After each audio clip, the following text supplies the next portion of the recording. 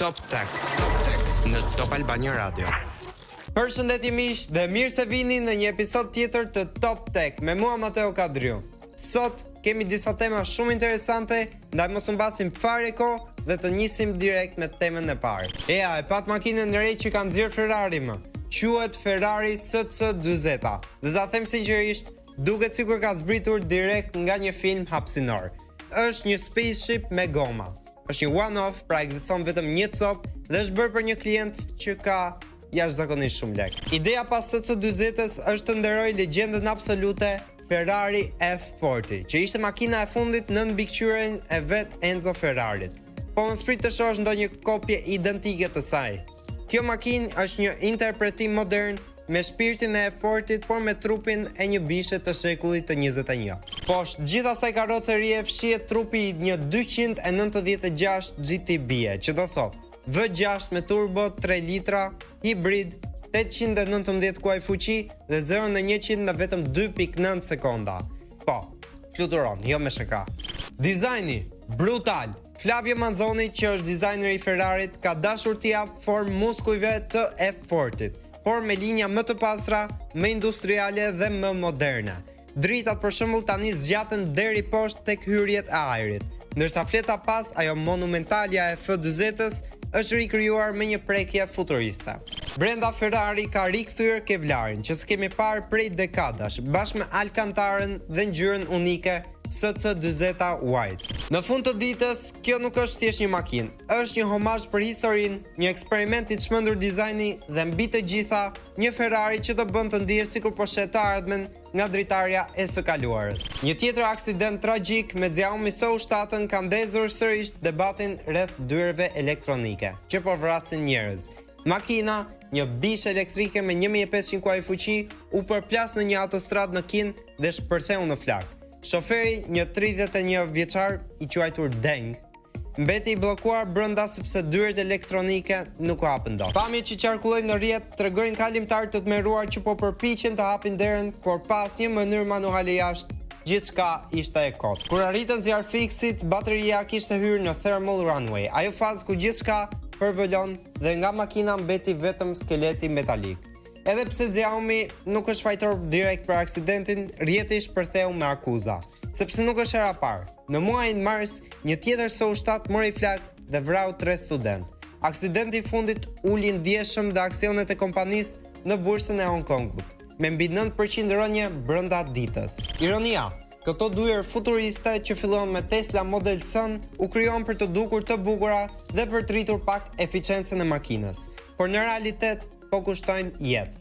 Ky rast aksidenti tregoi që sistemi elektronik dështoi.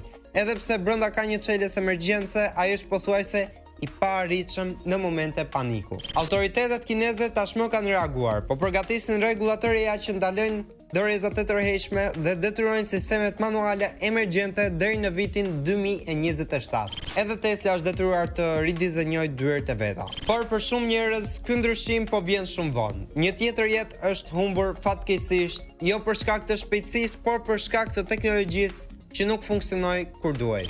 Kjo është ndoshta ideja më e çmendur që ka shpërthyer këtë javë në internet. Një laptop i rumbullakët. Po, e dëgjove sakt. Ekran i rumbullakët, tastiera e arkuar dhe një dizajn që duket sikur Steve Jobsi është rikthyer nga ardhmja vetëm për të thënë: le ta bëjmë kompjuterin po rrethor. Koncepti u bë viral brenda orësh. Një pjesë e njerëzve u mahnitën. Wow, thonin, më në fund diçka ndryshe. Ndërsa të tjerët pyesnin si dreqin do shkruajnë në këtë tastier që duket si timoni i anijes. Ideja prish komplet rregullat e formës klasike të laptopëve, duke e kthyer gjithë përvojën në një lloj eksperimenti mes artit dhe teknologjisë. Ekrani rrethor do thotë se çdo dokument, video apo lojë do të ketë një pamje komplet ndryshe, më shumë si Instagram aesthetic dhe më pak Excel spreadsheet. Po hajde tani përdor Wordin në atë laptop, ose provo të shohësh një film në Netflix pa i prerë qoshet e filmit. Sigurisht, ky laptop nuk ekziston ende, është thjesht një koncept dizajn që ka ndezur imagjinatën e internetit. Po nëse je i fiksuar pas ekranëve jo normale, disa kompani kanë tentuar më herët me gjëra po aq të çuditshme. Për shembull, Acer Predator 21X. kishte ekran të lakuar, një bish gaming që duket si televizori palosshëm mbi tastier. Dhe së fundmi, Lenovo ThinkBook Plus doli me ekran të rrotullueshëm që zjatet vertikalisht si periskop i laptopit. Perfekt për ata që duan më shumë rrjeshta kodi ose më shumë hapësirë për egon e tyre profesionale. Pra, edhe pse laptopi rrethor akoma nuk mund blihet, ka ndezur një pyetje serioze. Ndoshta nuk na duhet më një ekran i madh, por një rreth magjik ku kreativiteti nuk ka qosha. Ky është ndoshta delivery më i shtrenjtë dhe më bedes që ka parë historia e teknologjisë. CEO-ja i Nvidias, Jensen Huang, nuk po dërgon më paketa me DL. Ai po dorëzon vetë superkompjuterat të njerëzit më të fuqishëm të planetit. Ditës tek Elon Musk në SpaceX, ku dorëzoi personalisht DGX Spark, superkompjuterin më të vogël, Jensen bëri të njëjtën gjë për Sam Altman nga OpenAI. Një punëtor të OpenAI gjithashtu postoi me entuziazëm. Faleminderit Jensen për dorëzimin personal të DGX Spark. Shërbimi më i mirë i shpërndarjes ndonjëherë. Po, Altman si gjithmonë më filozofik, kujtoj me nostalgji kur Nvidia u çoi DGX One në 2016. Sa shumë kemi ecur që nga ajo kohë. E po, nga servera sa një frigorifer në një kompjuter sa një kuti buger që ka 1 petaflop fuqi dhe 128 GB RAM. Ky kompjuter mund të trajnoj modele deri në 200 miliard parametra. Pra, po, ndoshta versionin tënd të ChatGPT-s mund ta fusësh në një çantë krau. Musk sigurisht nuk e la pa show. Imagjino tani të dorëzosh superkompjuterin më të vogël pranë raketës më të madhe në botë. Tha Jensen duke qeshur ndërsa pas tyre Starshipi po përgatitej për fluturimin 11. WhatsAppi po bën një lëvizje historike që do mund ndryshojë mënyrën se si ne komunikojmë çdo ditë. Po hiq dorë nga numrat e telefonit. Po, më në fund s'do kesh më pse të japësh dikujt numrin tënd për të folur me ta. Do mjafton një username si në Instagram ose TikTok. Kjo veçori e re po testohet në versionin beta të aplikacionit dhe duket se do të jetë ndryshimi më i madh në privatësinë e WhatsAppit që për lançimit të enkriptimit end-to-end. Ideja është e thjeshtë. Në vend që dikush të shoh numrin tënd, do shoh vetëm emrin unik që ti ke zgjedhur. Pra në vend të +355 mund të jetë thjesht @mateotek ose unë jam ai që jam. Përdorësit do mund të bisedojnë, të hyjnë në grupe apo të bëjnë biznese pa zbuluar numrin personal. Gjë që deri tani ka qenë pak si të japësh adresën e shtëpisë çdo herë që flet me dikë. Por si çdo risi në internet, edhe kjo sjell rrezikun e username squatting. Njerëzit që kapin emra të famshëm për t'i shitur më vonë, apo imituesit që krijojnë profile false. WhatsApp thuhet se po përgatit një verifikim me badge si në Instagram dhe X për të ndaluar këtë lloj abuzimi. Nëse testi del me sukses, ky ndryshim do të nikojë te mbi 2 miliard përdorues globalisht. Më në fund, WhatsAppi mund ndalojë së qenë thjesht një aplikacion mesazhesh dhe të bëhet një rrjet social tërësisht i ri, ku identiteti yt nuk lidhet më me një numër, por me një emër që e zgjedh vet. Formula 1 sapo ka bërë pit stopin më të madh në historinë e transmetimeve.